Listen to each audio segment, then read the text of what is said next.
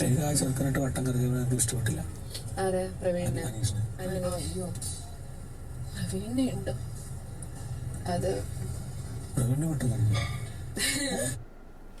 നമസ്കാരം and welcome back. എല്ലാവരും അടിപൊളിയായിട്ടിരിക്കുന്നു. Bigg boss Malayalam season 7 live and promo update video.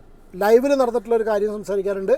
Plus ഇന്നൊരു ഏഷ്യാനെറ്റിൽ കുറച്ച് മിനിറ്റുകൾ മുന്നേ, കുറച്ച് മണിക്കൂറുകളാണ്, ഒരു മണിക്കൂർ ഏകദേശം മുന്നേ ഒരു പ്രൊമോ വന്നിട്ടുണ്ട്. രാത്രി വരാനിരിക്കുന്ന മുട്ടനടി എല്ലാവരും എന്ത് ചെയ്യും? എല്ലാവരും അനുമോളുടെ പുറകെയാണല്ലോ ഈശ്വര. അല്ലെങ്കിൽ എല്ലാവരുടെയും പുറകെ, അതും കൂടി പറയണം അല്ലേ. പുറത്തുനിന്ന് വന്ന എല്ലാ ആൾക്കാരും അനുമോളുടെ പുറകെയാണെങ്കിൽ അതിനുള്ളിലുള്ള ഷാനവാസ് അല്ലെങ്കിൽ ആദില നൂറ, ഷാനവാസ് അനീഷിൻ്റെ പുറകെയും അനുമോളുടെ പുറകെയും, ആദില നൂറ അനുമോളുടെ പുറകെ. അല്ല, ആദില നൂറയ്ക്ക് പിന്നെ യാതൊരു സ്റ്റാൻഡും ഇല്ല, കാരണം അവരങ്ങനെയാണ് ചെയ്തുകൊണ്ടിരിക്കുന്നത്. ഏതായാലും മിഡ് വീക്ക് എവിക്ഷനിലേക്ക് ആദിലയോ നൂറയോ അല്ലെങ്കിൽ രണ്ട് പേരുമോ സീറ്റ് ഏകദേശം ഉറപ്പിച്ച് വരുന്ന കോലാണ്. അതാണിപ്പോൾ ഈ ഒരു വൈൽഡ് കാർഡുകൾ, സ്പെഷ്യലി അഡ്വക്കേറ്റ് ശൈത്യ കയറിയതുകൊണ്ട് ഉണ്ടായിട്ടുള്ളത്. സത്യം പറയാലോ, അനുമോൾക്ക് വോട്ട് കൂടും, എനിക്ക് മനസ്സിലാവുന്നു കേട്ടോ, സോഷ്യൽ മീഡിയയിലെ ഡിസ്കഷൻ അനുസരിച്ച് പറഞ്ഞത്.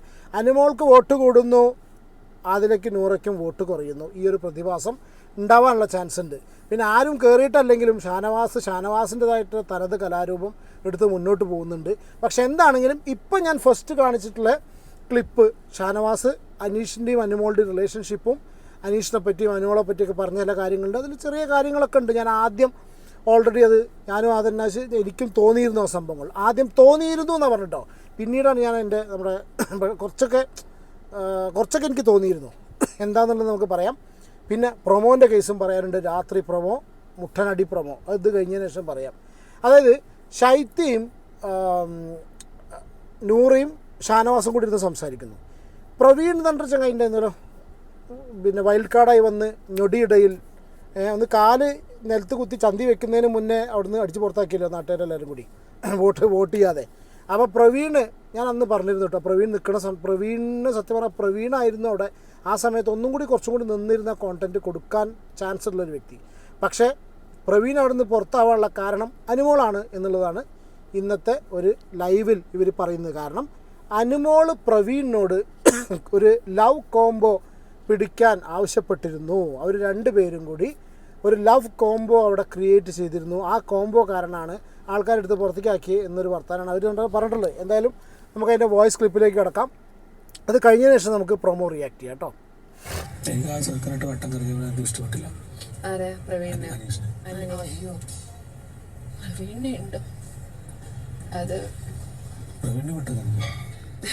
അതായത് അനീഷിനെ അനുമോളിട്ട് വട്ടം കറക്കിയത് ഷാനവാസിന് ഇഷ്ടപ്പെട്ടിട്ടില്ല എന്ന്.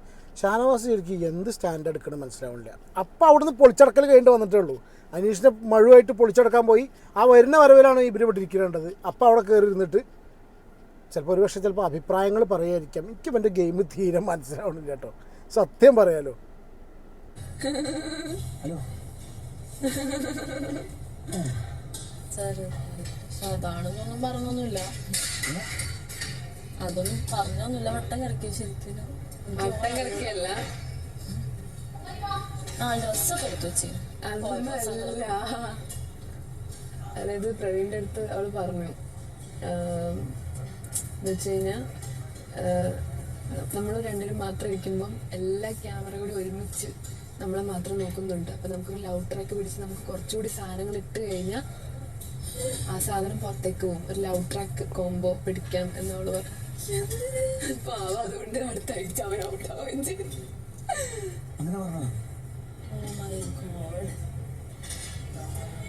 എന്തോ പ്രവീൺ തന്നെ പറഞ്ഞത്, പ്രവീണ പറഞ്ഞത്. യെസ്, ശൈത്യ വളരെ കൃത്യമായിട്ട് അനുമോൾക്കെതിരെ അമ്പ് ചെയ്തുകൊണ്ടിരിക്കുകയാണ്. ഓരോരോ ഒരു സെക്കൻഡ് പോലും പാഴാക്കാതെ പല ആൾക്കാരുടെ അടുത്ത് വന്നിരുന്നിട്ട് വളരെ കൃത്യമായിട്ട് ശൈത്യ കാര്യങ്ങൾ പറഞ്ഞുകൊണ്ടിരിക്കുകയാണ്. ഇപ്രാവശ്യം ശൈത്യ പറഞ്ഞിട്ടുള്ളത്, പ്രവീൺ ശൈത്യനോട് പറഞ്ഞു, അതായത് അനുമോൾ ഇങ്ങനെ പറഞ്ഞിരുന്നു, നമുക്ക് അതിൻ്റെ ഉള്ളിൽ ചെന്നിട്ട് ഒരു കോംബോ പിടിക്കാം, എല്ലാ ക്യാമറകളും ഫോക്കസ് ചെയ്യുന്ന സമയത്ത് അവർക്ക് അവരുടെ ലവ് കോംബോ പ്രദർശിപ്പിക്കുന്ന രീതിയിൽ, എന്നിട്ട് പ്രദർശിപ്പിച്ചിട്ട് ആൾക്കാരെ പറ്റിക്കുന്ന രീതിയിൽ വോട്ട് നേടി ഇവിടെ ബിഗ് ബോസ് ജയിക്കാനുള്ളൊരു പരിപാടി നമുക്ക് രണ്ടുപേർക്കും കൂടി എടുക്കാം എന്നുള്ളത് അനുമോൾ പറഞ്ഞു. ഇത്രേ, ഇതാണ് ഇപ്പോൾ ശൈത്യ പറഞ്ഞിട്ടുള്ളത്. ഞാൻ പറഞ്ഞില്ലേ, എല്ലാം പ്ലാൻഡാണ്, എല്ലാം ഗെയിമാണ്. ഇവളെ കൂടെയൊക്കെ നിന്നാ ഇവള് ഫ്രണ്ട്ഷിപ്പ് വരെ കോംബോ ആക്കി പുറത്തു വിടാൻ നിൽക്കുകയായിരിക്കും. ക്യാമറക്ക് വേണ്ടി. പഠിച്ചോനറിയാം എന്തെങ്കിലും ജെനുവിനിറ്റി ഉണ്ടോ.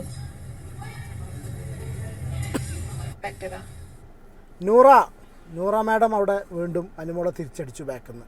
അതായത് ഇവളെ കൂടെ ഫ്രണ്ട്ഷിപ്പ് വന്നിട്ടുണ്ടെങ്കിൽ അതുപോലും ഇവള് ഉപയോഗിക്കും. കാരണം PR ഉപയോഗിക്കും, പുറത്ത് കട്ടാക്കി വിടാൻ വേണ്ടി അവർ ഉപയോഗിക്കുമെന്നാണ് നൂറ പറഞ്ഞിട്ടുള്ളത്. ലൈവ് നിങ്ങൾ എത്ര പേര് കണ്ടു എന്നറിയില്ല.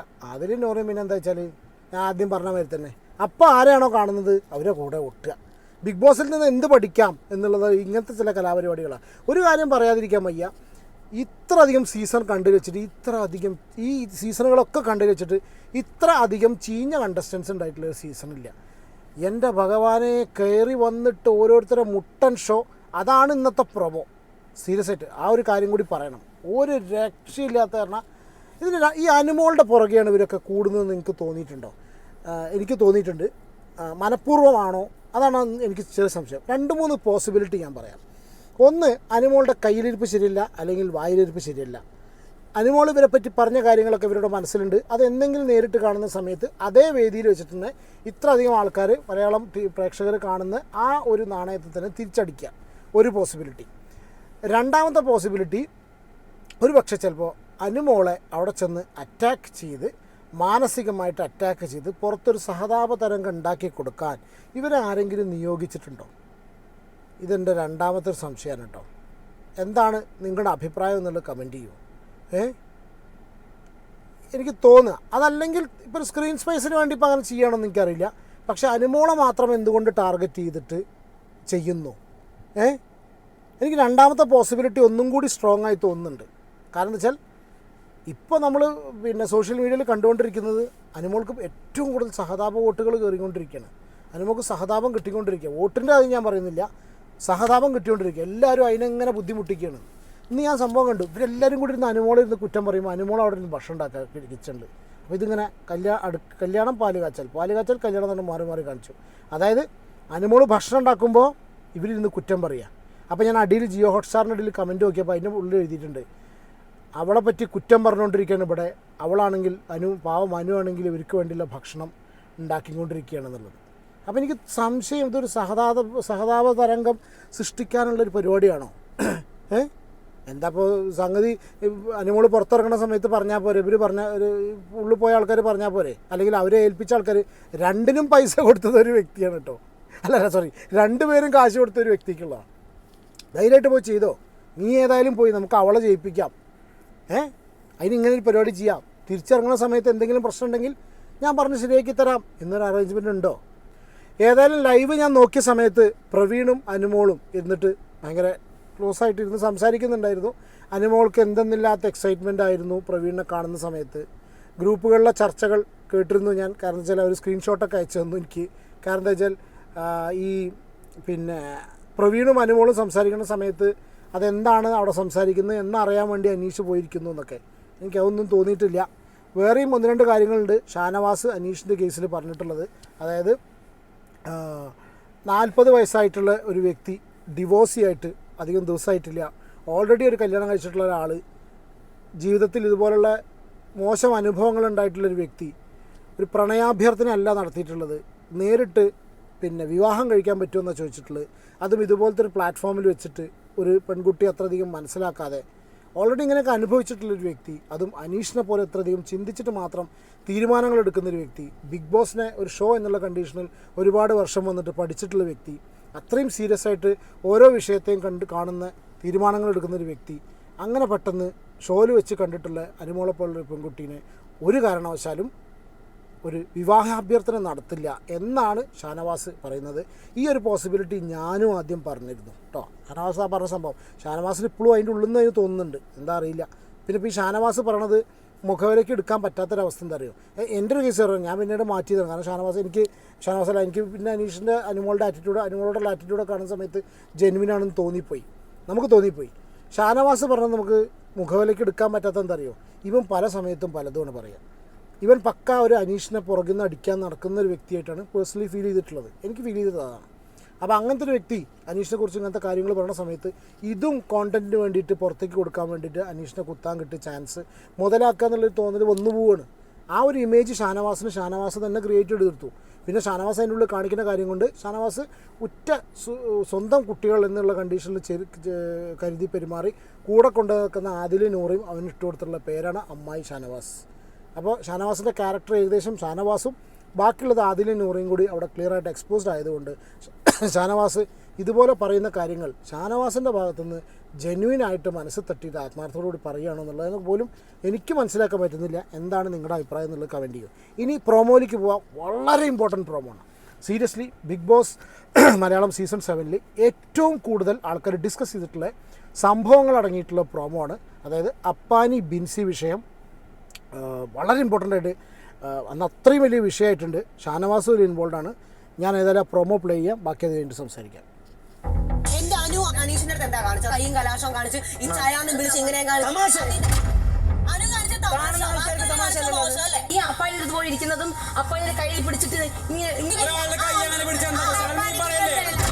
ഞാൻ വിചാരിച്ചില്ല ഇങ്ങനത്തെ ഒരു വർത്താനം എന്നോട് പറയൂ. ഉണച്ചി ഞാനുള്ളപ്പോഴാണ് നിമ്മാതിരി ചെറ്റ വർത്താനം നിങ്ങൾ രണ്ടും പറഞ്ഞിരുന്നെങ്കിൽ കൈ വെച്ചിട്ട് എന്നോട് ഇറങ്ങി പോകുന്നത്. നിന്റെ കഴിവുകൊണ്ടല്ലല്ലോ ഇവിടെ ഇരിക്കുന്നത്. പുറത്തിന് പൈസ എണ്ണിക്കോർത്തോട് മാത്രമാണോ ഇരിക്കുന്നത്? ബിഗ് ബോസ് മലയാളം സീസൺ 7 ഇന്ന് രാത്രി 9:30. സത്യം പറഞ്ഞാൽ തീ പാറുന്ന പ്രൊമോ ആണ്. തീ കണ്ടോ? സത്യം പറഞ്ഞാൽ തീ പാറിയ പ്രൊമോ കേട്ടോ. ഇതിനൊരു അന്ത്യമില്ലേ?